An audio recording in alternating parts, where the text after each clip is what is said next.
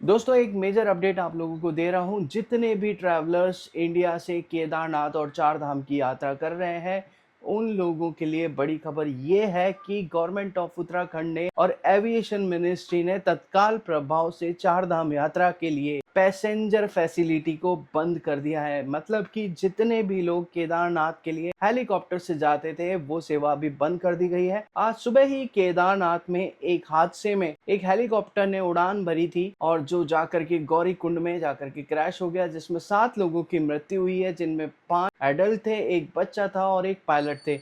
इससे पहले ही 7 जून को इसी तरह का इंसिडेंट हुआ था, जो कि केदारनाथ में ही हुआ था। वहां भी एक हेलीकॉप्टर को इमरजेंसी लैंडिंग करानी पड़ी थी गौरी कुंड हाईवे के पास ही, और उस घटना में किसी को जान माल की तो हानि नहीं हुई, मगर पास खड़ी एक कार बुरी तरह से क्षतिग्रस्त हो गई थी और एक होटल का हिस्सा क्षतिग्रस्त हुआ था। उसी से पहले मई में भी इस तरह का इंसिडेंट हुआ, जिसमें 5 लोगों की मृत्यु हुई। बीते 6 हफ्तों में ये बड़ी घटनाएं हेलीकॉप्टर क्रैश की हुई है, जो कि सिर्फ केदारनाथ में ही हुई है। केदारनाथ के बारे में आप लोगों को ये समझना पड़ेगा कि केदारनाथ का जो मौसम है वो बिल्कुल अनप्रिडिक्टेबल है। मैं खुद वहां गया हूँ और मुझे मालूम है वहां पे पल भर में वेदर कंडीशंस कैसे बदलती है। और अब जब ये हादसे बढ़ते जा रहे हैं, तो एविएशन मिनिस्ट्री ने ये फैसला लिया है कि अनिश्चित काल के लिए हेलीकॉप्टर सेवाओं को वहां पर बंद किया जा रहा है। अगर आप केदारनाथ जा रहे हैं तो ये बात बिल्कुल ध्यान रखिएगा।